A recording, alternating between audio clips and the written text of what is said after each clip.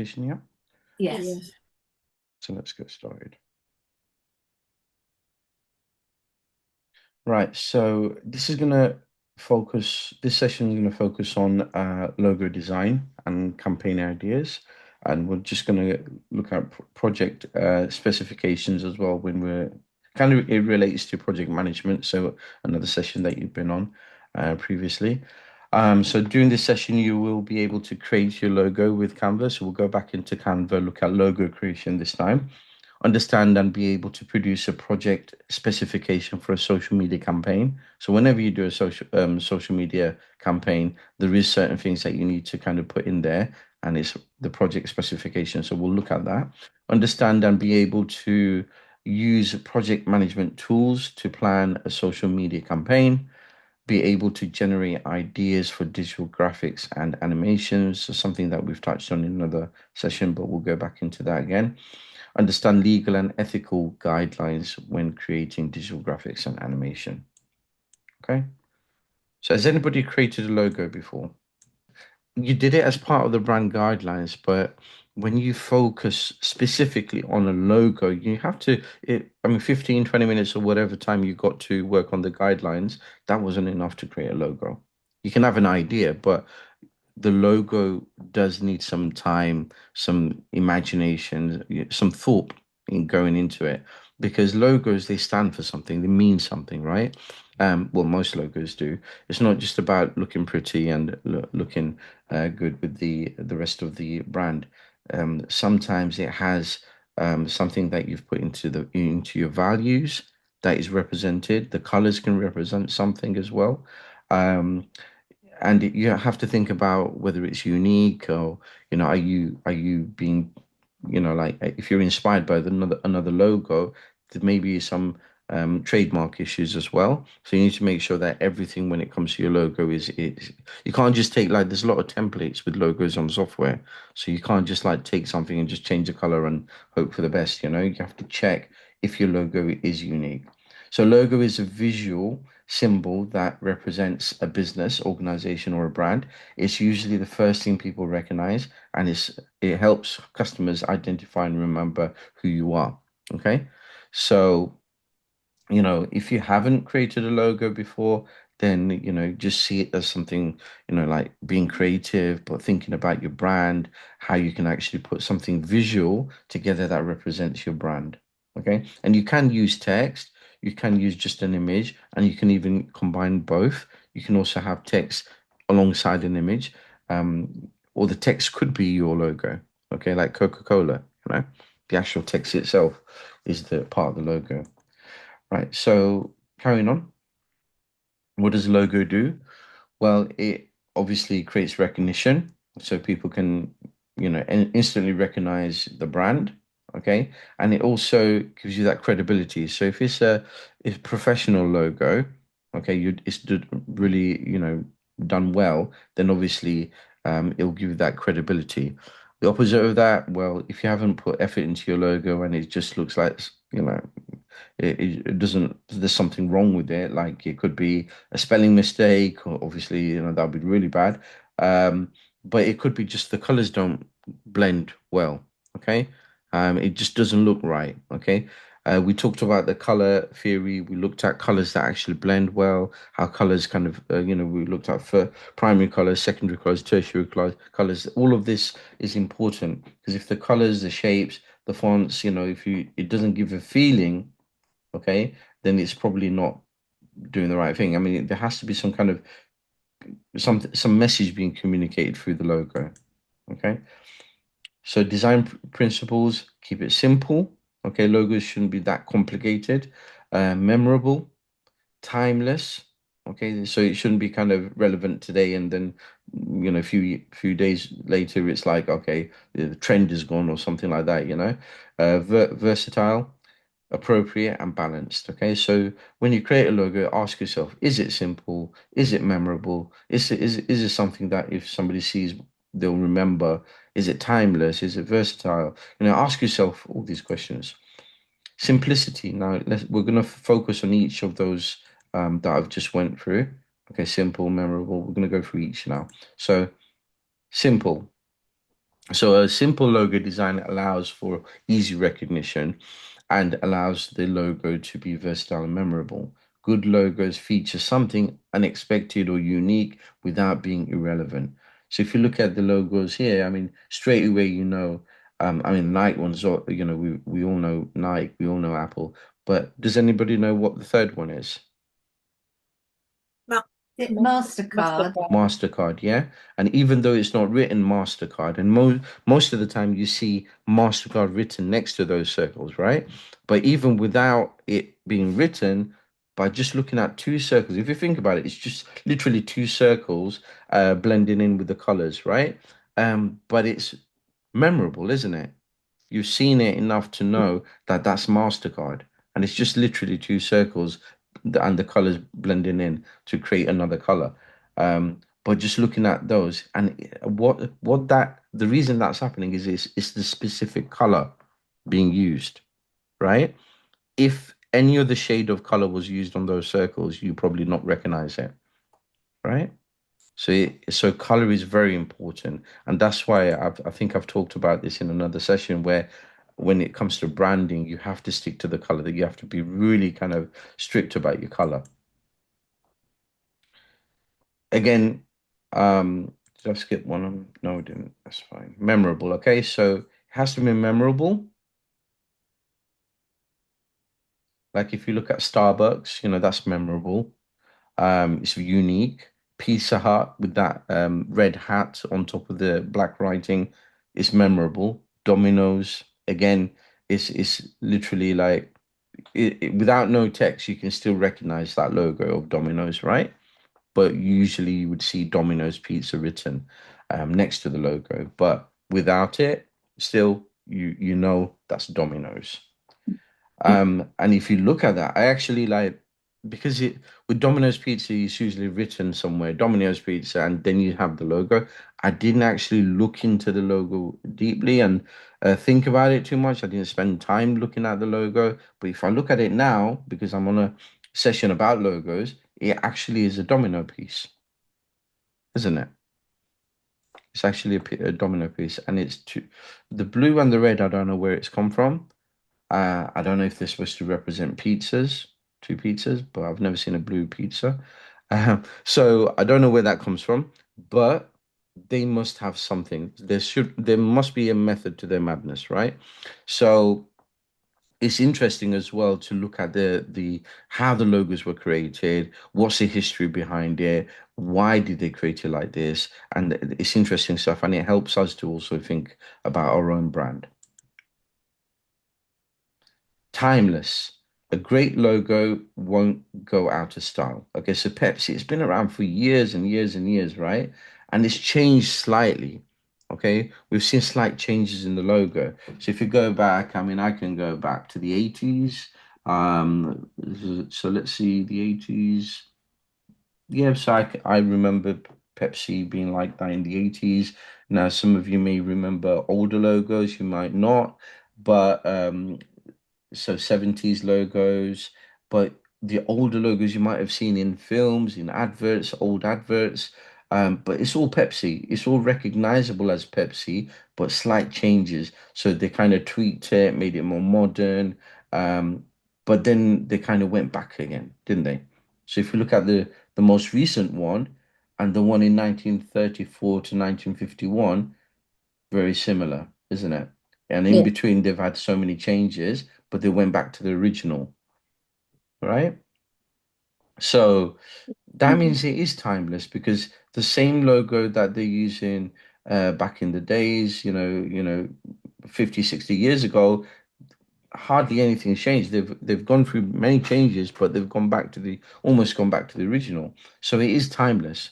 Their logo is timeless. And that's what you got to think about. A logo that I want to create that even in the future, in 20 years' time, 30 years' time, still it looks good. Okay. And people remember it. Versatile. An effective logo should be able to work across a variety of mediums. So you've got to think about the different social platforms that you can use your logo on, and also applications. So if you have a mobile app, for example, how is your logo going to look on that? It should be able to scale to a number of different sizes and it should be able to work in just in one color or grayscale.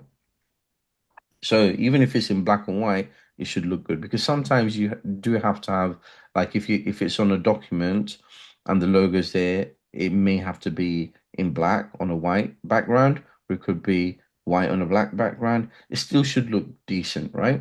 So you've got Coca-Cola there, you've got Chanel, got Walt Disney, Heineken, you've got Warner Brothers and Kodak. Um, but just looking at them, these are very recognizable when you've seen them, like if you look at the different versions of them, so you've got Coca-Cola, the top one, where it says Coca-Cola and it says drink at the top of Coca-Cola and Coke at the bottom. So it says drink Coke basically. But then without that, drink Coke, and then without this swivel, and then at the bottom, just Coke, I think. Each one of them is still, you can recognize it as Coca-Cola, regardless of which one you're looking at. Again, with Chanel, there's different versions there. They're basically using all the versions, okay, but for different things. So if it's an app, they'd use the one right at the bottom. Like with Disney, you got the D of Disney right at the bottom, and that's probably what you'd see on an app as the icon. Okay. So that basically it's the same logo, but it's versatile across different platforms. They'll have different versions that you can use. All of them, it's the same logo, but they've tweaked it a little bit for different mediums. Okay, so that's versatile. Appropriate. Okay, so the style of the logo must suit the brand or the industry. Okay, personality, the target audience. For example, a children's brand will incorporate bright colors, playful shapes. A law firm will have clean lines, strong fonts, and formal colors. So you got to think about which industry are you targeting, who are the people that are going to see your logo, who is it relevant to, and it needs to be appropriate for them. Okay. So using certain fonts may not work for corporate. It may look comical. Okay, so you got to think of that. The shapes that you use, the colors that you use are all important. It's the feeling that it gives you. Okay, because it's a message that you're giving with your brand name and your logo. So looking at Smith's toy superstores, you can tell the type of fonts they've used, the type of imagery, the shapes they've used. It's obviously targeting young children, but also obviously their parents who are going to pay for it.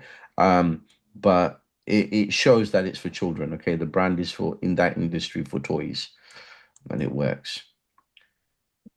Okay, so balanced. A well-designed logo feels visually stable and evenly arranged. So symmetrical. It could be like an image that's mirrored. Like these logos, you can see Adidas. I don't know what logo that second one is. I'm not sure. Maybe Pretty somebody sure knows. it's Nine Inch Nails, the band. Okay, I'm not sure. And then you've got Audi and you've got um, Volkswagen as well. But you can see how you can run a line through the middle, okay, horizontally or vertically, and it's like symmetrical, isn't it? And that is comforting for the eyes, okay? It's comforting to the eyes, it's pleasing to the eyes if it's not too complex, if it's symmetrical, and that's what it feels professional as well. So you got to think about that. Okay, so you've got a task, okay?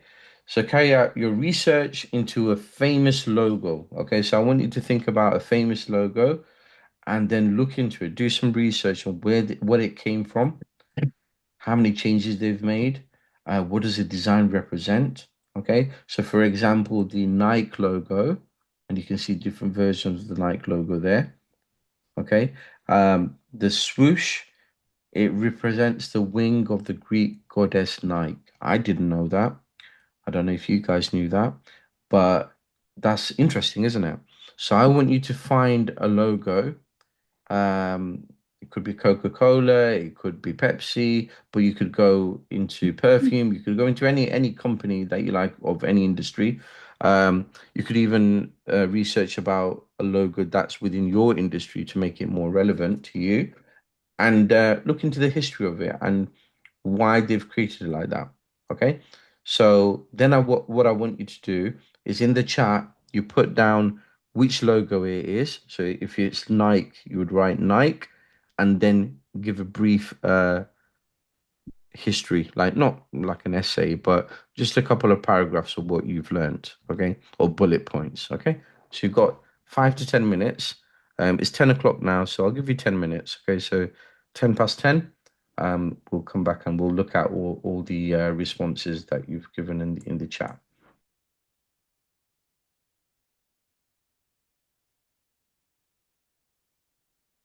Okay, so I can see in the chat you've got quite a few logos that you've analyzed and written the history about.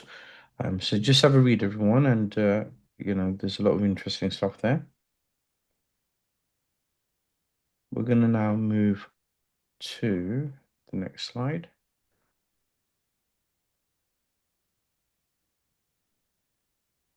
Okay, so we're going to look at the design considerations, so things that you've got to consider when designing the logo. So planning before designing. So before you even get started with your logo, you've got to think about a few things. Okay, so the concept itself. So start with two or three completely different logo concepts. So rather than just kind of focusing on one, you can have different versions of the same logo, okay, and just kind of lay them out and see, okay, what works. Okay, so you can try it on different things. Use pencil, paper, or digital sketching tools. Sometimes your ideas may flow better with pen and paper or pencil and paper. So you can always like experiment first with different ideas, and before you actually go digital, you can do that. And another tip is don't worry about perfection because you can always tweak it, you can always change it, and keep it simple. Focus on the shape, the balance, and overall feel. The main thing here is when you're designing a logo, it's not going to be perfect say first time run. It might be. I mean, you may have it in your mind exactly what you want for your logo, but if you don't, if you're creating it from scratch, do different versions, and then some of them some of those versions may work for your brand and some may not. So you can slowly adapt to the right one. Colors is important. Use colors that are near to each other. Okay, so that blend you want.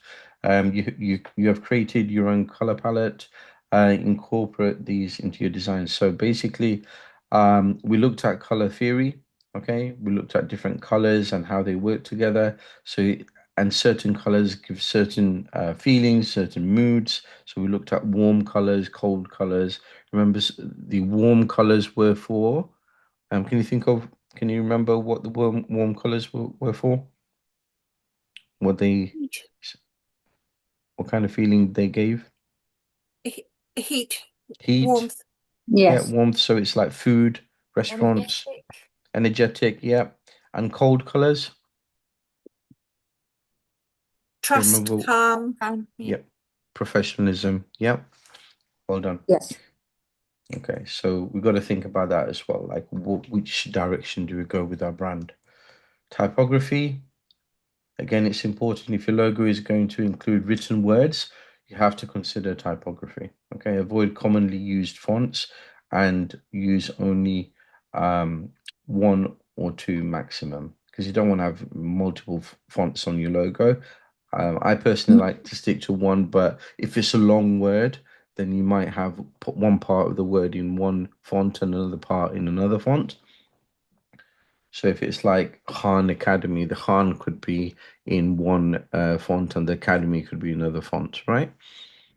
But the font itself needs to be unique. If you use like a common font, say like Arial or something, you can do, but I find like certain fonts signify certain things, like technology.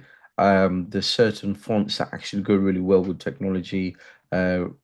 AI robotics, there's certain fonts that go really well with that.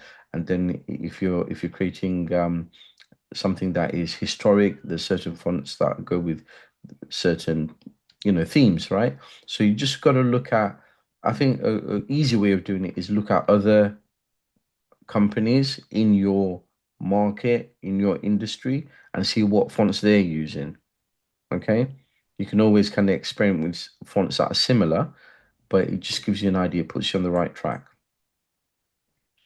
And also think about when you scale it down, when you like if you reduce the size of your logo, does the font still look good? You got to think about that as well. Because otherwise, if you can't read it because it's like all fancy and it when you minimize it or really kind of, you know, put it on some, like on the website, for example, certain fonts may look good with the background of the website, certain fonts may not look good. So you've got to experiment with your different mediums as well. So make it personal. When creating a logo, it should represent you or your business and what you stand for. It should suit your company. So obviously Instagram's logo you can see it's a camera, okay? And it's a simple image and the background is what it makes it unique, okay? Because we've seen, like icons like this all the time. We see it all the time, icons like that camera, but it's the background color that makes it unique. Okay, you won't see that color change on any of Instagram's applications or anything written about Instagram. That is the color that makes it unique. Okay, so keep it simple. It's very important to keep it simple. Don't overcomplicate your logo. And also be inspired. Don't copy another logo, but be inspired by it. So there could be other logos within your industry that you're inspired by, you like. You can basically understand where they're coming from with the logo. You like the design of it, the feeling that it gives. It could be something that it could be luxury, the feeling of luxury. If a logo really works for you and it gives that feeling of luxury, maybe you want to kind of create that same feeling for your customers. So you're inspired by that logo, but you're not copying it. Okay, so I'm going to go to Canva now. Let's have a look at logo design. So what I'm going to do is that I'm going to go to Canva, but also I'm going to show you a couple of other things that I've used in the past. Okay, so I'll go to Canva a bit later. One of the websites that I've used is Logo AI, I think it's called. Let me just type Logo AI, not come up. Yeah, somewhere. Yeah. So logoai.com. Okay. So what I'll do is I'll put the URL into the chat.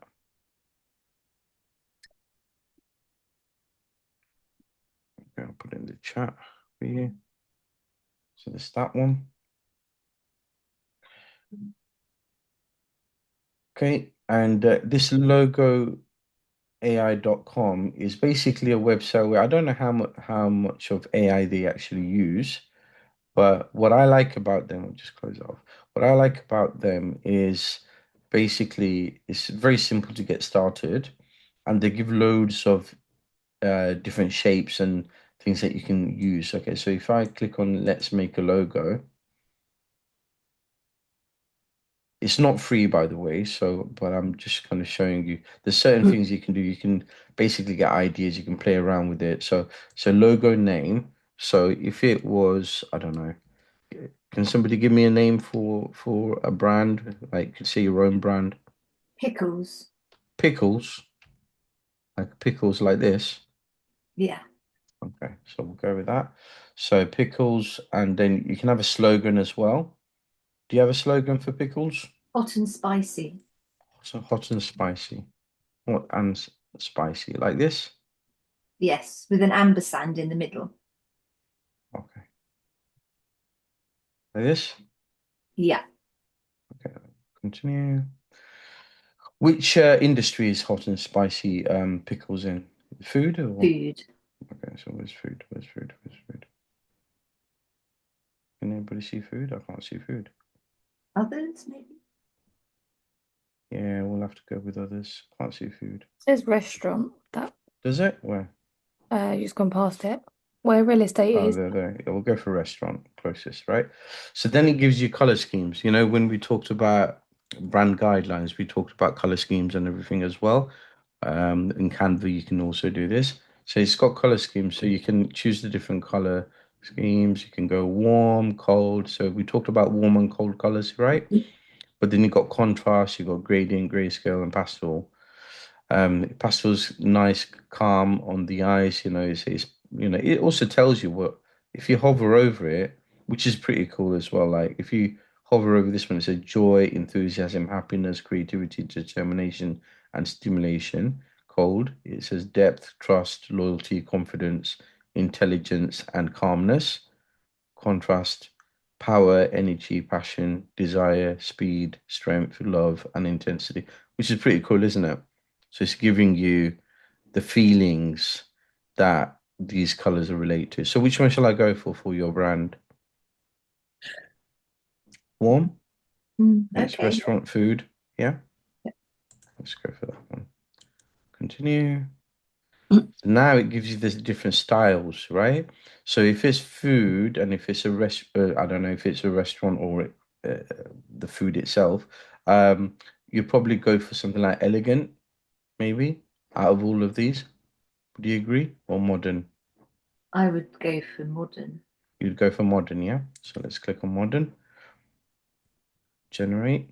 So now it's going to generate the logo. Now, I don't know if it actually uses AI or not. Maybe it's just part of the brand name, but it's giving you some logos. Okay. And then it's asking to basically, now if you're going to continue, you're going to have to go in and basically, I'll just go with my personal one. Okay, so now you can see the different logos. And it could inspire you to work on one of these because you can take a screenshot. Like if you don't want to pay for it, like I'll show you.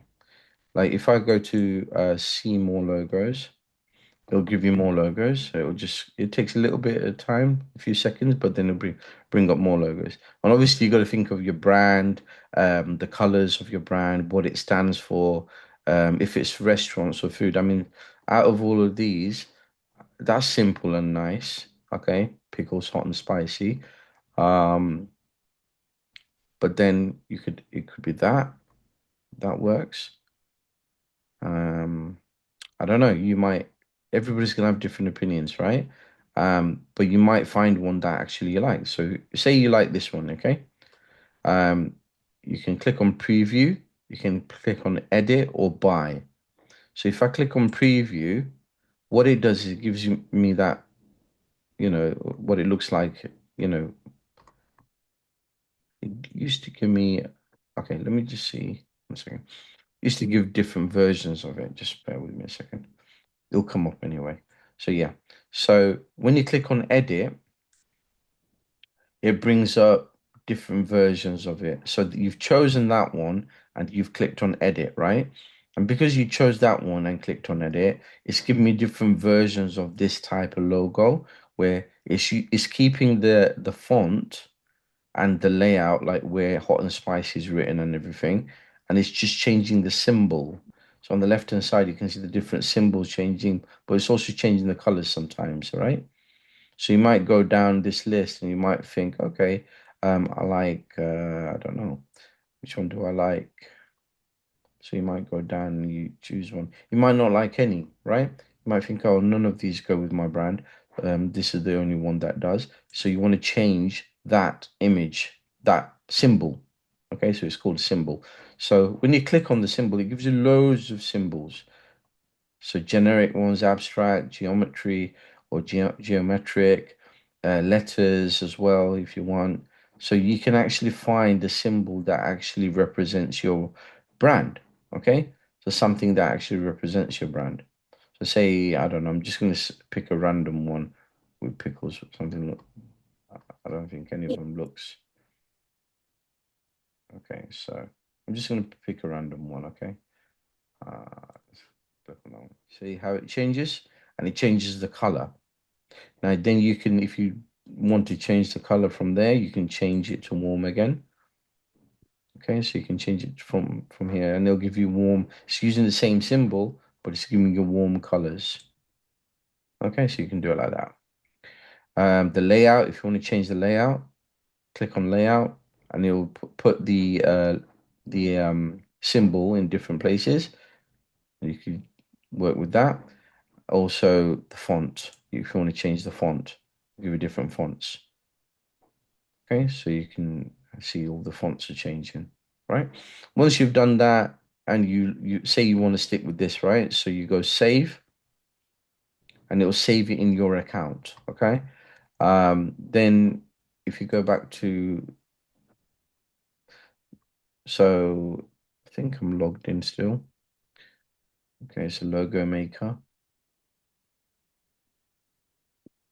Okay, so it's taking me back out. So don't press the logo because it takes you back out. So it's not perfect, but I think I'm just going to try and go back in again. There's certain things that I've used here. So I've basically, if I go back again, I'm trying to show you something. So I'm just going to go in quickly.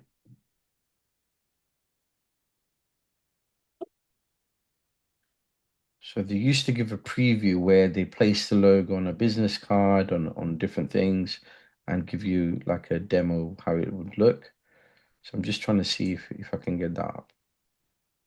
No, it doesn't seem like they do that anymore. So it's just giving you that. So what I would do is just kind of take that, say you found a logo and you like it, you've created it here, you can buy it, okay? If you click on buy, what it will do is it'll give you the price, and you can see the price is basic one is giving the resolution, okay? A higher resolution is this, so it's quite expensive. But if it's a professional logo for your company and you've already decided you're going to spend a couple of £100 on a logo design, you can use this. But what I've done in the past is I've done a screenshot of this. So I've used this software, done a screenshot of it.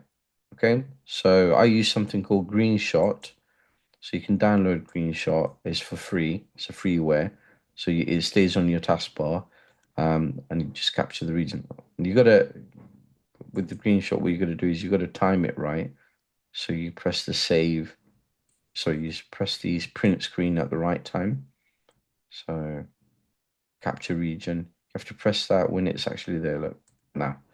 So then you just do a screenshot, but there's print screen on your keypad as well. Save. And then what I've done in the past is I've gone into ChatGPT, okay, and I've asked it to use that as an example to create me a logo, and I've gone into doing a bit of description, on there as well.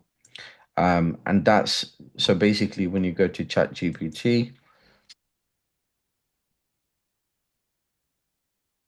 okay, you can go in there, you can upload the image from your computer. If you've done a screenshot of it, you should be able to find it. Yeah. Okay, so you can upload it to ChatGPT and say something like, use the uploaded logo to create a fresh logo inspired by it for my business that is a restaurant focused on providing healthy food in a luxury setting. I don't know. I'm just kind of writing something, just see what it does. And sometimes ChatGPT can create something because now you're using AI. I don't think AIlogo.com actually uses AI, but sometimes, again, you're getting inspired. You're not using ChatGPT to create your logo, but you're looking for inspiration. So you've decided on how it's going to be, but you want it just to look. Is it behind that? You can see the logo AI's logo. So it's like watermarked. So you can't even use that anyway, right? So, but because you're gonna have to spend £100 to use that logo, and say you liked it, but it's got logo AI watermarked, you can't use it. But what AI or ChatGPT may do is get inspired by this and create something without watermark. So what you're doing is you're going from using a software for free and didn't have to pay for it. Use that for your inspiration to basically tell ChatGPT what kind of thing you want, and then let ChatGPT generate. Sora is another one that you can use, and also um, there's other ones, other image generators. But Sorry, because I'm Bilal, yes, what is Sora and how do you spell it? Sora. So that's another AI software that you can use for images. But all of them, they give a free version and they give a premium version. The free version, usually it takes a bit longer to generate images. Still, it's like really fast when you're comparing like how long it will take you without any software. But can you see how it's got inspired by this, right? And it's created this. Yeah. So if you look at this now, pickles, that green kind of goes with pickles, right? Pickled cucumbers, something like that. And obviously it's spelt health wrong, but that's giving me an idea, like, the way it's laid out the text, health focus, fine dining. So I can work on my slogan and I can basically work on it so that it's there. I could even tell ChatGPT to correct the spelling, but it's giving me something that I didn't even have to pay for, right? So how Where much I of would that have. could you use, Bilal, without infringing their copyright? How much of that could you use? A color palette or the font or the shape? Yeah, so this is basically created through this, and you've already changed it by generating it within AI and adding that color. So you're not really infringing any copyright unless by coincidence some other company had exactly the same logo. But if you've gone through one software, generated an inspired idea, because you might have changed the font, you might have changed the actual symbol to get to here, and then to actually go into AI and get it in, regenerate another image from that image, you're already moving away from wherever you got inspired from for in the first place, right? So you're making it very unique now. So here again, you can tell ChatGPT to create another version, a second version, so that you have a double two versions to work from, right? I've done the same thing for my brand logo. If I show you, like, if I go Neura blockchain.com, you might see it here somewhere. So that logo there, can you see this logo here? I didn't use AI logo generator, but what I did use was um, Sora and ChatGPT. But I described it well. Okay. So obviously, when I'm demonstrating on ChatGPT now, I'm just putting in whatever comes to mind like that. That is your prompt, and that prompt isn't really that good. But when I described it for this logo, there was another logo that I got inspired by, which is basically a company called Solana. And you can see their logo, right? So their colors and their logo. Can you see? So that those colors and that logo, that I like it. It's very tech orientated. That kind of bluey, purple, pink is used in a lot in tech. So I like these colors and they blend well. So I got inspired by that, but I wanted something totally different, right?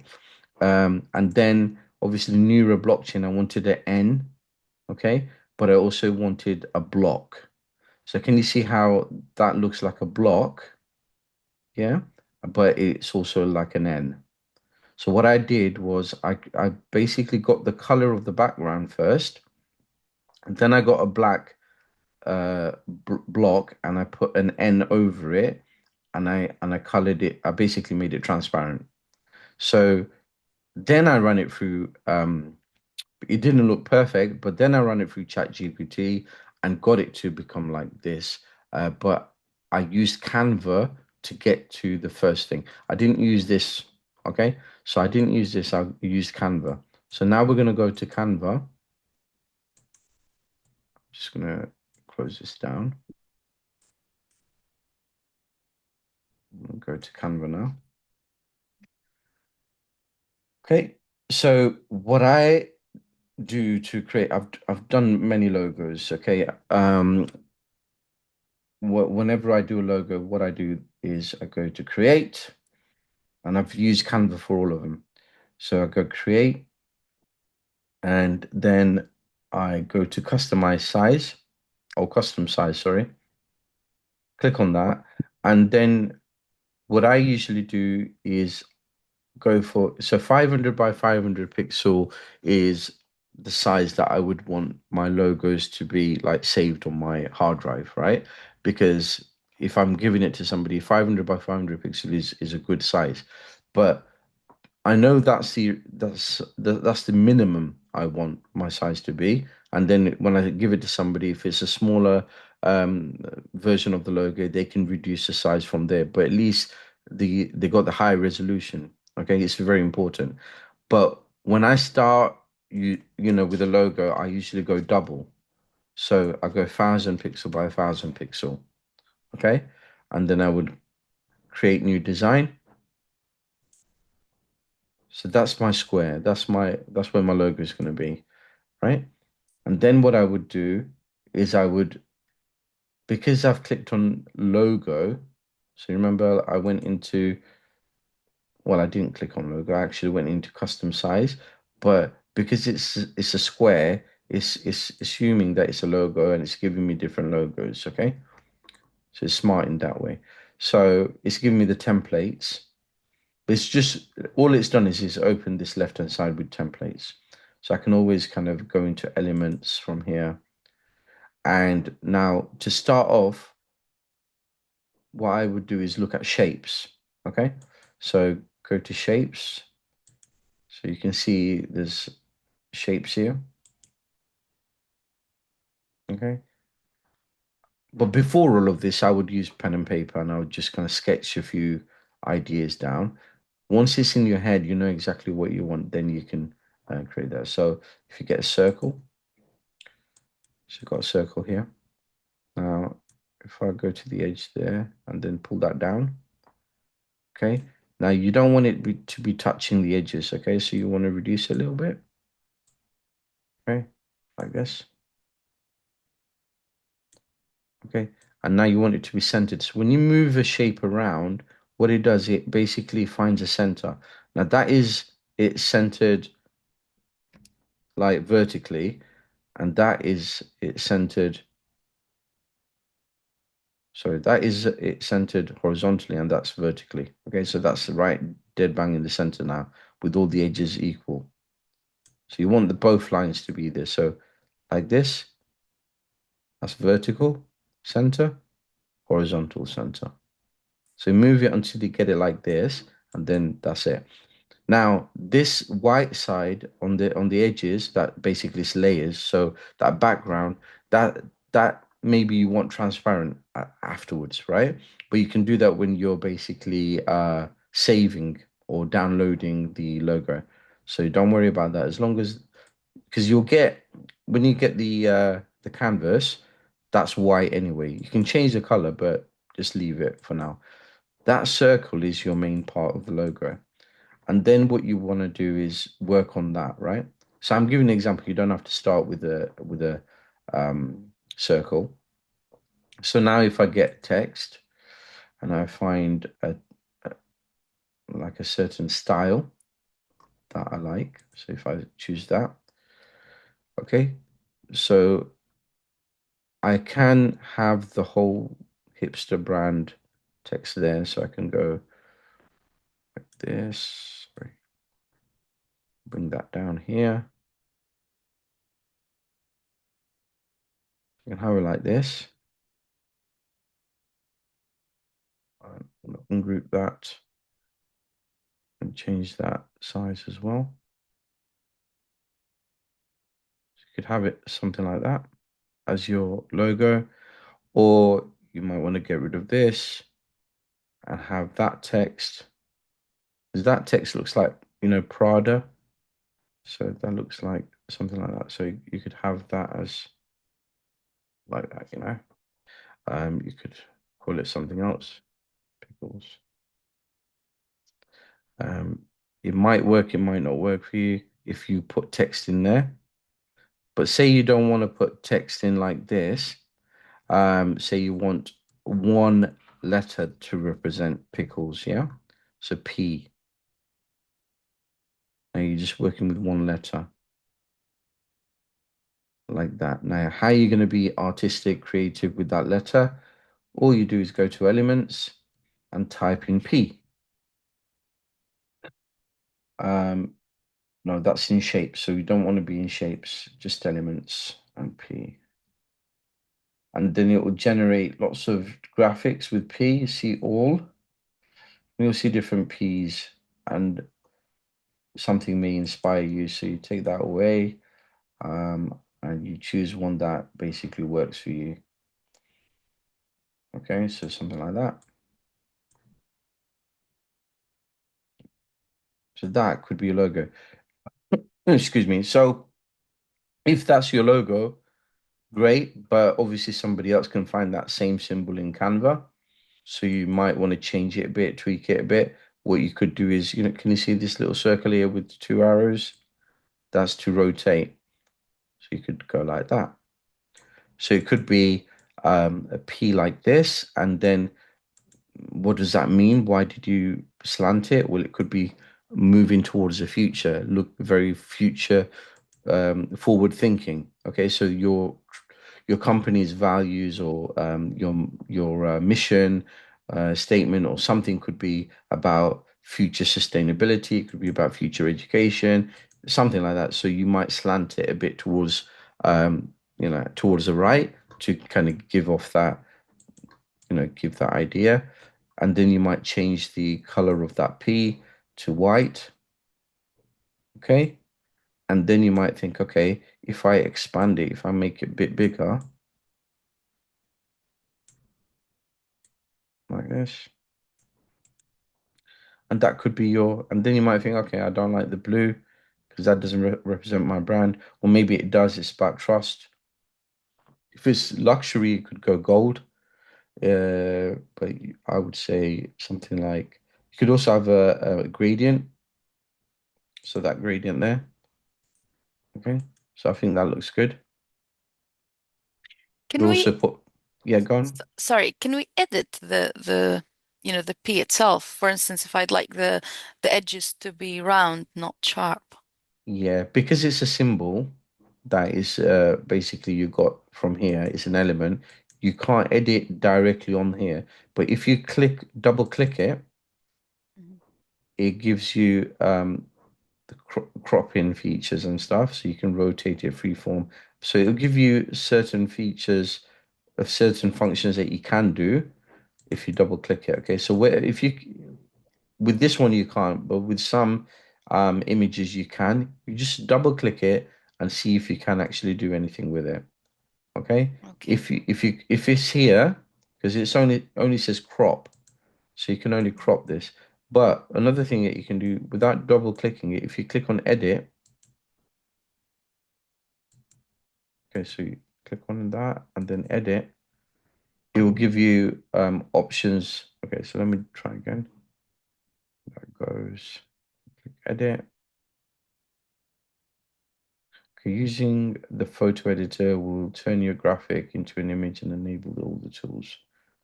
Okay, so what you can do is you can go down, you can see the filters. You've got different filters for it. So basically, whatever option there is for that symbol, it will give you here, but it won't, it's not flexible as in you want to change the actual shape. Okay, so you might want to duplicate, create another shape that's similar. If you wanted to go in that detail, like actually tweaking the shape, you would have to use something like Photoshop. Okay, so what you might want to do is put an edge around it. So you might go stroke like this, but what it would do is it would put it around the whole shape, because that shape is not It's not like that. So you can't put it around the edges of this. You'll put it around that. So strokes don't actually work. What to do that, what you would have to do, I think it's effects, but effects aren't available for it. Yeah. So there's certain things you can do, certain things you can't. But what I would do in this case, because I'm limited by Canva, is I would download this, take it into ChatGPT or Sora, and tell it to do what I want it to do. Say, I've used the uploaded logo, put a border around the white shape, and it'll put a border around it. Or if you wanted to change it somehow, so see how you can adapt. But professional graphic designers who work on logos, they would use Photoshop and they would literally have all the tools to do anything they want, and they would have the skills as well. What we're using is basically e easy templates and things that are already there to make it easier for us. But what we can do, or what you can do, is create a concept. Okay, so once you've created something like this using Canva, you can give it to a professional designer and say, this is what I want, but I want it like this. Okay, and explain, so you can give a visual representation of the actual logo that you want. Okay, but to create a logo, elements, shapes, they're all there. But if you want it totally unique, you have to change things. Like by changing the color of the background, putting it on a circle, and slanting it, putting it in an angle, I've already made it very unique. Okay. Um, so no, I don't think there's another company out there with the same colors and the same shape, looking like a P. But you can also add some text underneath it. So what you could do is you could group that together.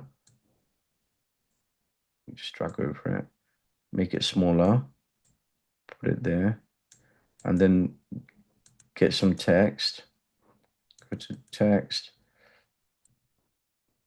go down there, and then change that to pickles.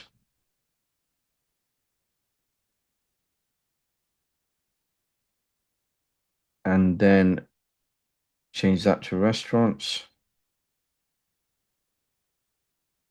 Pickles restaurant, yeah. And then what you could do is use that as part of your logo to make it even more unique, okay? So now that whole thing is your logo. So definitely there won't be another company with the same thing, because that and that is a part of your logo. So when you register it, trademark it, you're saying that it's in the restaurant food industry. It's text, black text, and this image, both of them together, that's your logo. And then you can basically say that that individual shape is also your trademarked logo as well. And keep it like that, and have different versions of it for different mediums, different platforms. So that could be your, like, on the front of your restaurant, on menus and everything. And it could be I mean, that color for restaurants, you might want it a warm color, so you might go for this instead, right?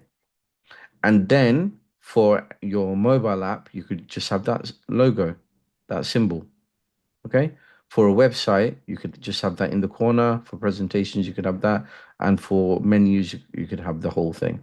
So this is how you would move towards a logo design. Or you could just use it to give it to a designer to actually work on it, and they may say, yeah, it looks good, but it can be better, and they'll give you different ideas. Before you even pay them, they'll give you 2 or 3 versions that are generated from this. So they will get inspired by what you've created, and they'll create different versions. And then if you like one of theirs, then you basically pay them, and they will create it for you.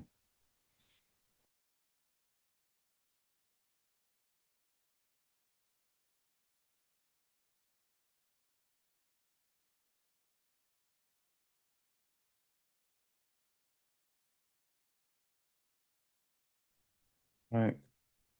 Okay, so going back into Canva, if you go to create, uh,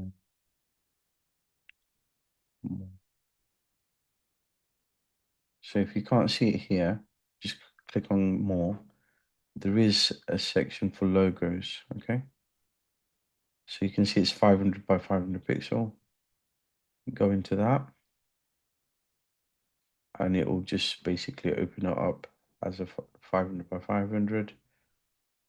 And it will give you templates for logos, okay? So you can always start from a template from Canva. So if we go to one of these that we like, for example, it could be, let's choose one that looks good.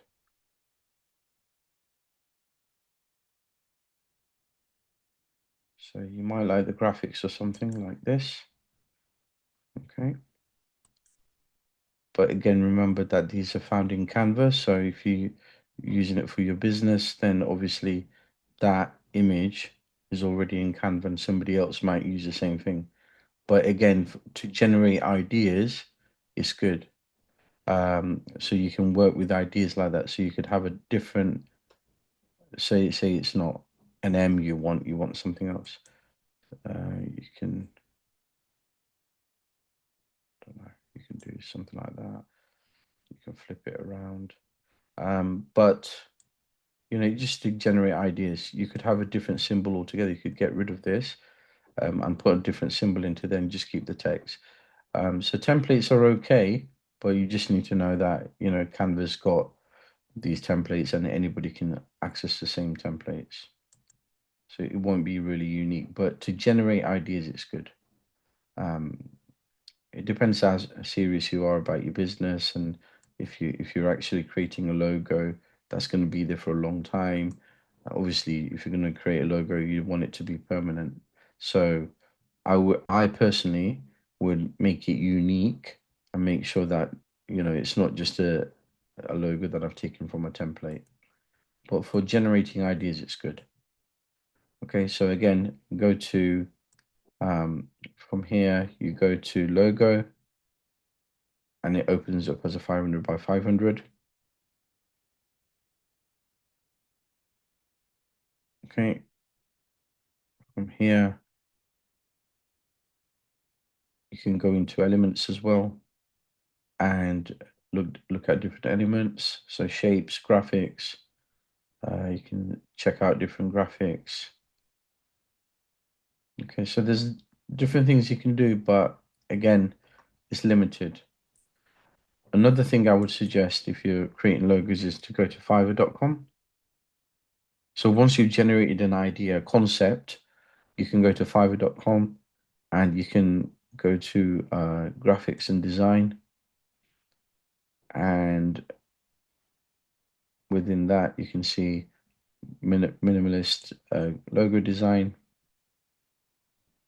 And there's people that would do a logo design for you for £30 average. Okay, some of them, but you want to look at the rating as well. So Fiverr's choice is usually good ones to look at. Okay, because they're basically saying they recommend to use this designer. Look at the feedback as well. So you can look at the feedback, what people are saying about this individual. You would need to sign in, otherwise you can't do certain things. But they will give you your logo in the right format. So they'll give you Adobe Illustrator version, JPEG, PDF, PNG, PSD, but you might have to pay a little bit more. So you've got basic, standard, premium. And basically it will tell you what you're getting and how long it will take them to create it. 3 days, unlimited revision. So even if you don't like it and you want to change it a little bit, they'll change it for you. You got a little chat with that person if they're online. So you can click on that. Obviously you got to sign in first, but you'll be able to chat to them and say, I've got a logo concept, but I want it to be like this or like that. And they will work on it for you. But obviously there's a price to pay. Okay, so for that basic one, it's one concept of the logo in JPEG and PNG, visual mock-up. So they'll basically do mock-ups on different items, products, and so on. And then standard, They give you two concepts, so there'll be two versions that you can choose from. And then once you've paid and you've okayed it, you'll be able to download it. And then there's a premium. And every designer has their own prices, and you can look at other things that they've worked on. But make sure that you go with one that's got lots of reviews, lots of good ratings, because there are some cowboys on here as well. All right, so that's I would recommend creating, if you're creating a professional logo, use Canva to do the concept and then get a professional designer to actually work on it and make it unique. Some of these people on Fiverr.com, they put examples on, but they're not actually what they've created. So just be cautious. That's why it just depend on the reviews and stuff. But you only pay, it goes into escrow, and you only pay if you're happy. That's the good thing about it. And Is it then, quite, sorry. sorry, but is it quite easy to join up to that and Yeah, sell your yeah. ideas? It's very easy. Yeah. Could you do it like as your own business sort of thing? Like if I can, so I can Yes. create websites. So can I do that for Yeah, websites? you can. So what you do is you go in, you join with your Google account, or if I went and join with Google account, I'll just have to basically select my Google account, and then it will just sign in. Once you've done that, you can switch to selling. Okay. Okay. So if you're a creator, you switch to selling here, Yeah. and once you've done that, basically you'll have your profile, and then you can start putting in your information of what you need to verify yourself and things like that. But then you've got your My Business, you've got your gigs, so you can go into gigs and create a new gig, Okay. and then put information about your gig, what category it's in, what you'll do. I'll create a logo for you of high quality or whatever. You put that in, you put tags in, and you will have an ad just like these. And then you're putting your information out there and your samples of what you've created, and then somebody may pick you. Obviously, at the beginning, what I would recommend is putting it for cheap, doing it for cheap, um, even for £5, just so you build up a portfolio, and then Yeah. you can put your price up, because you want to attract people to yourself first. Yeah. So put the price up slowly. Cool. Even do it for, a couple of £2 or £3. It doesn't matter. Like this one, it says from £4 plus fees, and they're level 1, but it's probably that they're new. So they're probably working on their rating at the moment. Slowly, you can put up your price as soon as you get something like Fiverr's Choice, then obviously you've got that recognition. You can put your price up. Okay. Okay. So it's a good thing to do if you've got skills, like if you've got graphic skills, digital marketing. Obviously, you guys are learning digital marketing right now, so it could be there's areas that you might actually do well in, video marketing, social media marketing. If you can do that for someone else, then you can charge for it. But it's very competitive. Okay, you can't just say, "Oh, I'll quit my job and I'll just focus on this straight away." Just see how it goes. It's freelancing basically. Okay, so what I want you to do is have a go at working on your logo. Okay, so if you've already started one, you can just continue working on that. But what I want you to do for um, the next, let me see how long we've got. Okay, so I'll give you 15 minutes, okay, to think of a logo, think about the imagery, think about the typography, the colors, and you can create 3 different variations. Okay, so when you're creating a variation, what you would do is in Canva, if you go to logo, so go back to create, then more, and then logo. Yeah. So when it gives you that blank page, at the bottom it says add page. So you can go add page, and it'll give you another page. And you can click add page again, it'll give you another page. And you can always copy and paste. Okay? So you select the area of one, So say that's it, that's one logo. Okay. When you select it, it'll always give you a duplicate. Okay. You can copy like that and just take that, copy it, Control C, and then paste it into there like that. I don't know if it duplicates it if I do it like that and just press. Okay, if I add page now, yeah, it doesn't duplicate it straight away. So you'd have to click on it, Control C on your keyboard, and then click on the other page and Control V, and it'll paste it into there. And you can do a different version. So do 3 versions. Once you've done that, you can either, what I would say is share and download as a PDF. Okay, go choose PDF, because then each logo would be on a different page as a PDF, and then share it within the chat. But also keep a copy for yourself, so it'll already be on your computer anyway. Keep it so when you're doing your tasks in Moodle, even if it's not for this unit, it could be for another unit where you need to talk about logos or talk about branding, you can always upload it to support your answer. Okay, so spend the next 15 minutes and see what you come up with and share it with the group. Okay.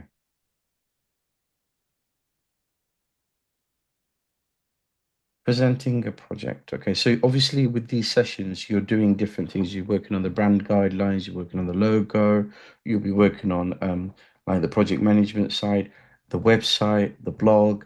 All of this is bringing it all together, right? So towards the end, like what you'll have is all the elements that you need for a campaign, for a marketing campaign. Okay, so I'll just read what's on the screen. Over the coming weeks, you'll plan, create, and implement a marketing campaign, producing content that will be shared across your social media platforms, website, blog. So the idea is that you're looking at a brand. You've created a brand. You've got brand guidelines. You've got a blog. You've got a website, and you've got content that you're creating around your brand, and then you're posting on social media. You will develop a content plan explaining what you will create, where it will be shared, how often it will be posted with justification, and how you'll track the performance and optimize your campaign based on the results. So it sounds like a lot, but if you use a certain application, it makes it a lot easier, and I'll show you that in a second. Project specification. I'm just going to move that little edit thing from my screen. Okay, project specification. A project specification is a clear, detailed document that explains exactly what a project must include and how it should be completed. It outlines the goals, the requirements, tasks, materials, timeline, and expectations, so everyone involved understands what needs to be delivered and how success will be measured. So say you have a team of people, somebody will be a designer, a graphic designer, so they will work on the logo, for example. They may work on other parts of the website. You could have a web developer, okay, who's actually working on the functionality. Obviously, you guys have been using Wix, but it could be somebody who knows how to use Wix to an advanced level. You'd have somebody who's from the legal team who'd be looking at your disclaimers, your policies. You'd have somebody working on social media, so it'll be a social media marketing team. So you have a number of people now. If it depends on the size of your company or whether it's a solo business, you have different roles, right? A project specification gives you all that information in one documentation, so that when you give that to somebody like the web designer, they know exactly what is needed from the website: a home page, an about page, links to the YouTube channel, social media links, an introduction to the business, the services that you provide. All this is in the project specification. When it comes to the logo, again, in the same document, you'll have information about how the logo should be. So as somebody who's planning everything, you would put all this together. Because on this course, you're creating a lot of this yourself. How you see it is you're understanding your business, you're understanding the scope of it and what is needed. Obviously, you're not going to have all the skills, but you are learning. However, it's good to know And when you're scaling, when you bring in people in to do certain tasks, like a designer, you know exactly what you want. You know what tools they would need. You can provide the tools. You know the brand guidelines is there. You've created a lot of the stuff. So overall, it's giving you knowledge of how to do the whole marketing campaign, how to do the whole branding, everything. A project specification, it will be a shared document that everybody will use and can refer back to. Okay, so they give clarity and direction. Everyone involved understands exactly what needs to be done, which reduces confusion and mistakes. They keep the project on track. The specifications act as a guide so you don't drift away from the original purpose or objectives, because you can get carried away, even with the logo design, can get carried away. And then you might think, okay, well, my mission statement, vision, our values, they're not kind of represented. I kind of drifted a bit. So if you stick to the specification, then it's going to make sense. So I know you're doing everything yourself at the moment for this course, but think of it like this. In the real world scenario, you won't be tasked to do everything. Okay. This project specification will allow whoever's dealing with the logo to create the logo so that it goes with the brand guidelines, so that it goes with your mission statement and everything, and it works with your website. That documentation is very important and it saves time. So clarity, direction, keeping the project on track, support better decision making, and ensures consistency as well. So what do you include in this documentation? Okay, so you got the campaign overview. Okay, so what you're trying to do could be a new product. Okay, so you're trying to promote a new product. So McDonald's, for example, they may have a new burger and they're trying to take away a burger that's not that popular, so they're replacing it. So they have to show that it's better than the previous.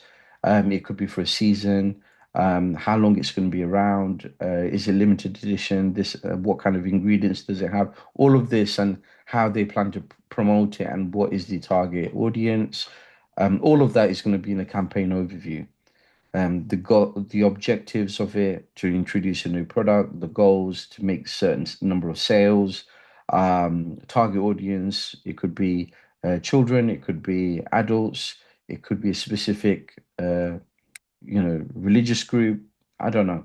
So your target audience, if it's during Christmas, it could be a Christmas themed menu.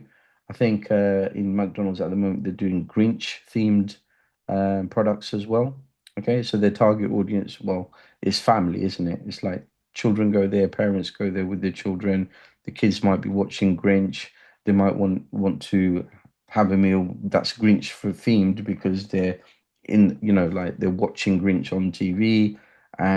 If a new movie comes out like Wicked, a company may use that theme. So you would have certain target audiences that you're basically focusing on, and that information will be in the campaign as well. Key message. Okay, so what is the message? It may be that you're moving towards healthy options, introducing vegan. So what is the message, right? Sustainability could be a message. So you're using boxes that are sustainable, packaging that's sustainable, and that's the message that you want to give. Content requirements, what you actually require, the logos, the brand for the branding, everything that you require for that campaign would be in that documentation. Platforms and channels that you want to target. So which social platforms are you going to focus on, where you're going to spend the money, posting schedule, frequency, when those posts need to go out, the branding requirements. Okay, so we're talking about, like for example, the colors, the resolution, which platforms again, all of that, it will be in the branding requirements, that kind of along with the branding guidelines. So a lot of this is like important documentation that would actually probably be sent to somebody along with the branding guidelines, or it could be in a shared drive somewhere for the whole team to see. Resources needed, what kind of, could be camera equipment, it could be mobile phones, it could be software. So all of that is going to be in there as well. Performance indicators, KPI, basically how do you measure success? It could be certain targets, certain number of sales that you're looking for in a period of time. Tracking methods, again, software that would enable you to track the whole project. So project management software, Trello, for example, you can use for tasks, deadlines and milestones, and the risk factors, what could go wrong. Okay, so all of that goes into the project specifications. Okay, so this is a task around starting that documentation. I'm going to skip that for now because of the time, but I will come back to that and talk about it in a second. Using project management software. So you've got project management software such as Trello that can help you organize, manage tasks, and keep track of all the steps involved. Okay, and there is an option to start a Trello account for free. I think they give you a free trial and you can use a lot of the functionalities. What you want to do is just kind of understand Trello and understand what it's for. Obviously, a lot of these software applications, there's a free version and there's then the paid version as well. Obviously, you're on a course, you're learning. If you ever need to use the application, for example, Canva or Trello for your business, you have to make that decision. Is it worth me paying for this? But if you understand what it's for, that's the main thing that we need to focus on right now. That you know what Canva can do, you know what Trello can do, and then you can make that informed decision.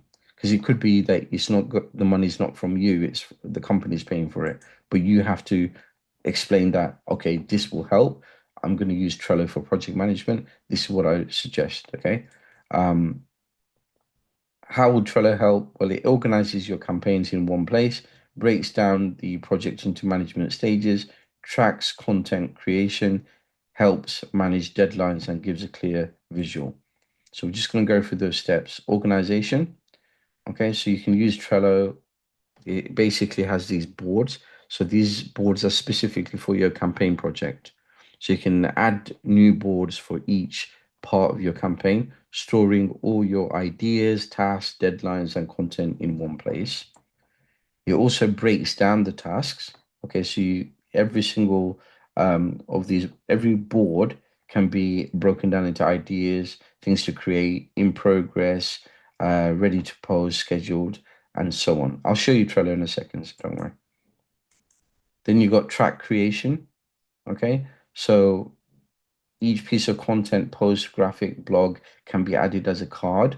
So the cards can include the deadlines, the checklist, attachments, for example, images, notes, everything. Think of it in the well, some people still would use it, sticky notes, okay, on a big wall in the office.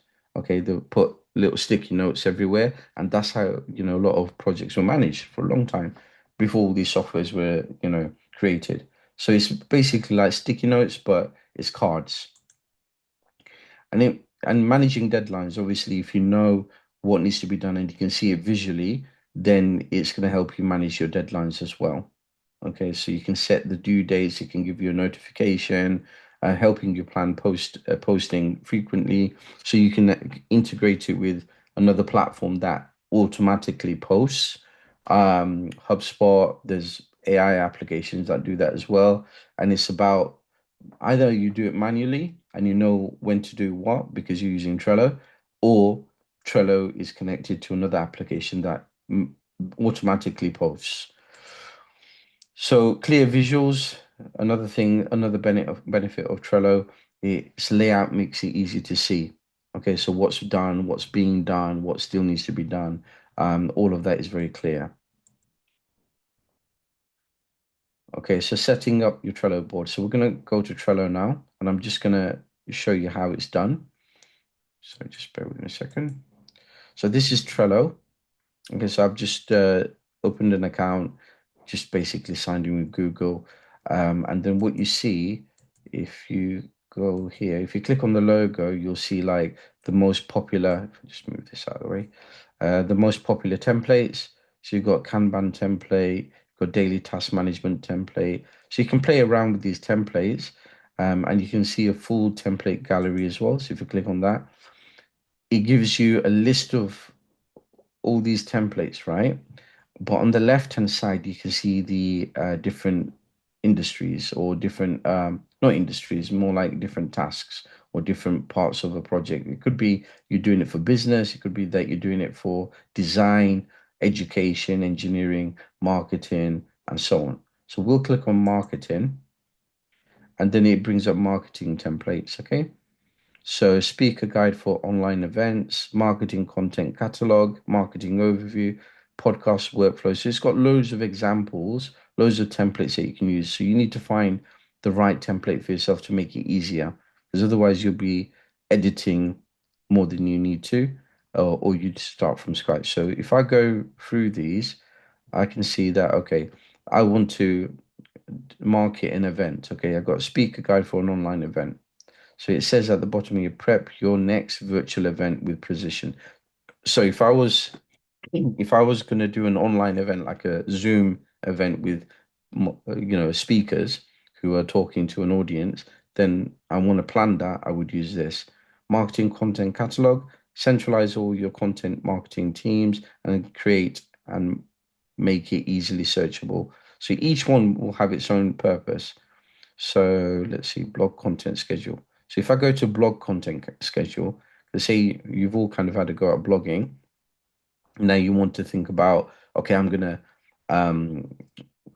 continue to blog, but I need a schedule. I need, like, when do I post? Which topics do I post about? So I'm going to click on that one, use this template, and it tells you about the template. So when you click on it, about this template, the scheduled pipeline of all upcoming content of your blog, plan content, assign to authors. So if you have multiple authors, this will help, and manage the editing and publishing of a post. Okay, so how to use it? Okay, create a card for an upcoming post, name the card by the post title, use the template description for the card, assign the card to the appropriate author. This really works if you've got multiple people working on your blog. So you have multiple writers, basically. So if I click on use template, here I would put the title. So I'll just put my blog. And Trello has a workspace, so you can have multiple workspaces. So at the moment it has Trello workspace only, so I'll keep it on that. The board will be private, so you can make it public, shareable, or private. Keep the cards, keep the template cards. So any cards it has already on there, just keep them. Create. So it's given me, obviously there's an image in the background. I don't know if that's editable, but this template, what it's done is put these cards in for me. Okay, so I can change the month. So obviously September's gone, so I can change that to December, I can change that to January, and so on. If I click on these little three dots, it's giving me like different colors I can put the cards in. I can add another card. I can copy the list, move the list. Automation, we'll come on to that in a second.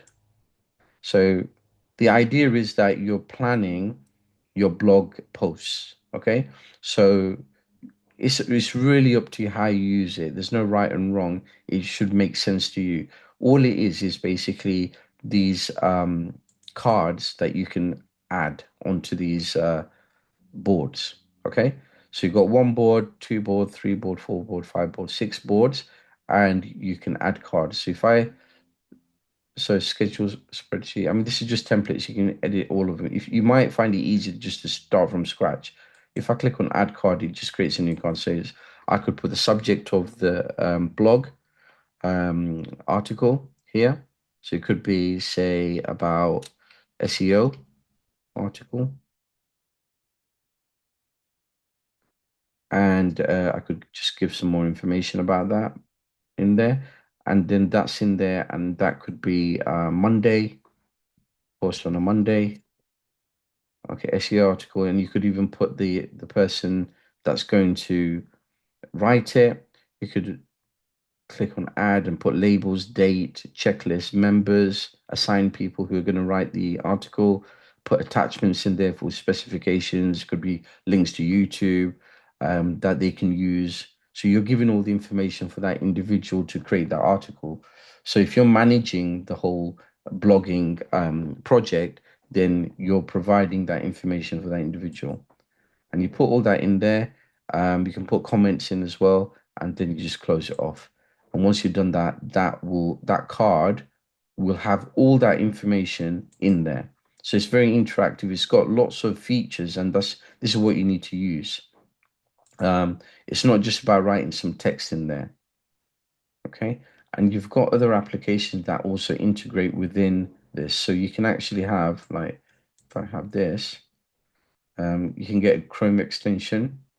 Okay, so you can turn any page into a Trello card. So a whole web page can become a Trello card. So you could actually have a web page here if you needed it. Also Teams.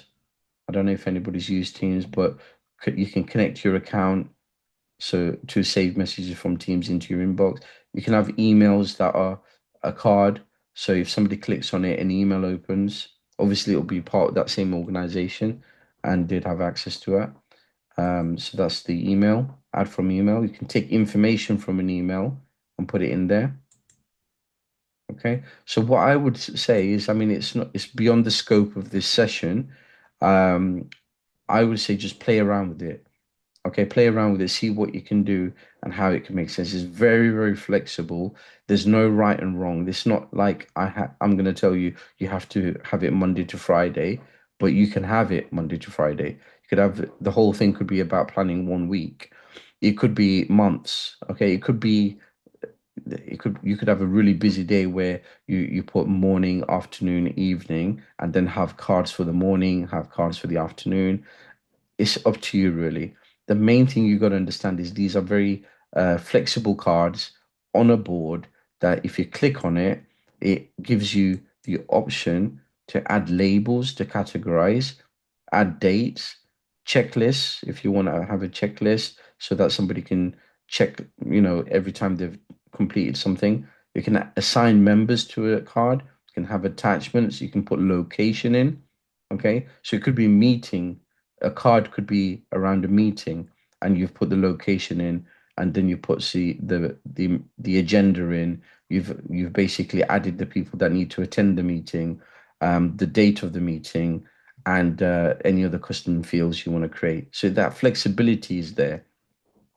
So what's the advantage of having it in there as a meeting? Well, if it's Monday and we've got a meeting in there, if it was your calendar, okay, it would just say Monday and a meeting. And yes, you can have the Zoom link and everything in there, but you won't have everything else that's available for the whole project, right?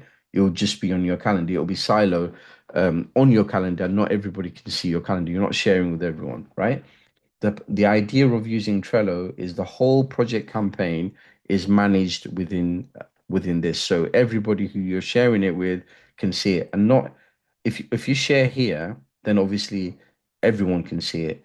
But it could be that not everybody needs to see everything. You just want to share a specific card with somebody, and that can be done as well. Okay, so that flexibility is there. You could have notifications, share feedback, change the cover image. So it's all about playing around with it, understanding how you can use this tool.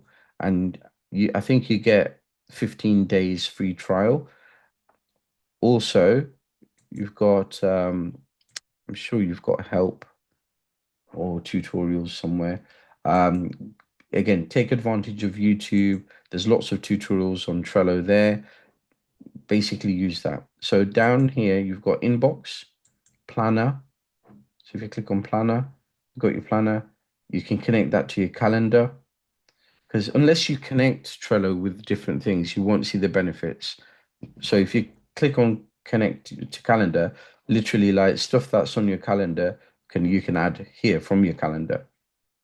Okay, so you can have a Trello board in here that's connected to your calendar. So everything's matching up. And if you click on board, it'll come here. You can switch boards. So you have different boards. So this is one board. Just dismiss this. You can have multiple boards. So this one was for blog content. You might have another one that you want to switch to. You just click here. So switching from board to board is just by clicking on switch boards. Okay. So you can see here they've got a video. So you can add video, and that's from Loom. So Loom is another platform. I don't know if I haven't got time to show you now, but Loom is another platform where you can create videos just like you would create on YouTube, but people can comment on specific parts of that video. So instead of having a meeting, you could send everybody a video and they could actually comment on specific parts of that video. All of those comments will also be saved. And when somebody else adds information to that video, that would also be saved. So also check out Loom. Okay, so that's a really good one. And with Loom, what they've done is they've added a video here, and that will take it to Loom. So within that planner, they've got a Loom video, and if you click on, so that's just a demo, but there are videos here. I don't have time to go through it right now, but this is beyond the scope of the session as well. But if you go to Loom, it's literally loom.com, and just try to understand what they're about. Okay. Again, you've got Loom for free. Obviously, there's pricing there. And if you go to pricing, okay, so you've got a starter version, 25 videos, 5 minutes screen recording. Just try to take advantage of that with a free account with 25 videos. Basically, it replaces meetings and all sorts, where you've got an interactive video that you can add information to. Learn about it, understand it, see if it's useful for you. But that's another application that you can actually use. You can have auto meeting notes, automatic meeting recaps, video to text automation, automatic title and summaries, and filler word removal. There's various things that you can do on that. And the reason I'm mentioning that is integrated within this as well. So you're using videos, you've got capture from email, you've got a calendar, all sorts of things just to organize your project. So see if you can at some point go into Trello, open an account, and some of the things that you've done already, you can start putting into there. Like you can put your branding guides in there, your logos in there, add videos, tutorials, whatever you like. It's really up to you, and there's no right and wrong. It's a tool to use for your benefit for organizing data and organizing a campaign. Okay, so carrying on, generating ideas for digital graphics and animation. Again, generating ideas, you can do that from using that platform. So Trello will allow you to kind of put ideas on that board. So you can have a mood board.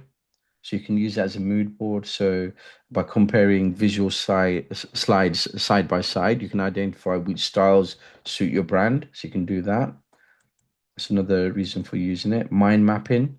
Okay, so how we used to do mind maps with little post-it notes, used to connect them with strings or, a marker pen or something. You can still do that. You can connect one with another. And the way you would connect is basically put them in one board. So rather than putting a line from one to another, you'd put it in one board with all the cards and layer it on top of each other so it's kind of flowing. So it's mind maps. So if you wanted a mind map, you're working on different parts of this course, and everything's like you're working on the logo, but then you're doing the branding, then you're doing a bit of the website, and you're trying to marrying it all together. Trello will help you do that. You can put all of those, group them all together, and then add stuff that you're working on, add attachments, put your logo in there, so you can see everything in one place. And again, think of it this way, like if you're in a team, you'll be able to share that so everybody has access to your logo. Okay, so these are certain skills and topics that will be covered, will be in the course. And there's one, let me just read this. These can be example drafts for now. Once your project or campaign is fully confirmed, you can update and refine them before uploading as your final answer to Unit 7. question 3. So some of you have asked me before, like if you're on the certificate, do you have to do unit 5 and 7? My answer to that is that unit 5 and 7, there are some sessions that basically cover unit 5 and 7. You don't need to answer the questions of unit 5 and 7. Okay, the question, you don't even have to do those units if you're on a certificate. Okay, not everybody is. But if you're on a certificate 5 and 7, you don't have to do, which means that the questions you don't have to do. But any lesson that, like this slide, it says unit 7, don't get confused because you're on this session for a reason. Some of these topics connect with each other. Okay, so as we saw, like the logo part is connected to the branding guidelines. So it's important that you attend the session, but when it comes to the assessment, you don't have to do any questions in unit 7 or 5 in Moodle. And that's only for people who are on the certificate. Okay, so don't confuse it. For anyone else in the diploma, you have to do 5 and 7. Okay, so transfer your, yes. Sorry to interrupt you, Bilal. Yeah. It seems to me that in completing the coursework that we need to do, Yeah. it's probably sensible, even if we don't have an existing business in mind, Mhm. to get one. So what, in your experience, although this is the first time you're running this, isn't it? Yeah, yeah. Because for those of us who haven't their own business in mind already, Yeah, yeah. is there a kind of business that's going to make it easier? Because what I'm finding I'm having to do is not only do the exercise, but Yeah. also all of the stuff of kind of the creative side at the same time, which is quite an overload. Yeah. Is there a kind of business?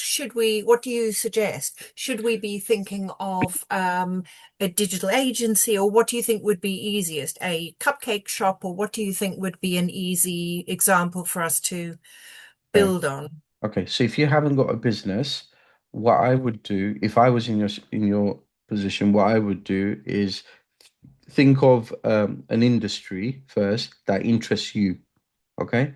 That you are interested in. If it's retail industry, if it's technology, if it's the health industry, think of an industry, find an industry that you're actually naturally kind of interested in and you enjoy working with. It could be something that you actually, find, like for me, it would be technology, okay? For you, it might be hospitality. Okay, so find the industry first, then create an imaginary business. Okay, so you're building a business from scratch. So for me, if I was going to do this and I didn't have a business already, you must have had ideas of a business around an industry at some point. I would work on an imaginary business. Now that's an imaginary business, but if I want to really utilize my time, I would actually think, well, I'm going to have to do this course anyway. I'm going to have to do a logo anyway. I'm going to have to do branding. I might as well do it for my own business, right? So I would actually work towards an idea to build up my own business. Whether I actually do take that and act upon it, that's a different matter. But I would put everything in a folder at some point and keep it just in case I want to actually build that business. Well, I'll contact you directly. I can see the Okay. others are impatient to finish. Yeah, that's fine. That's fine. Okay, so we're at the end of the session anyway. So anything that you have, any campaign, content that you create, just remember, save them. Okay, save them. That's important. So based on your learning today, it should help you with Unit 1, question 4 and 5. Okay, so which is producing a project specification for social media. And then using project management software, which is Trello, to plan a social media campaign. Okay. And Unit 7, okay, generate ideas for digital graphics and animation, taking into account the legal and ethical guides. Okay. So certain things may not already be there in your knowledge right now.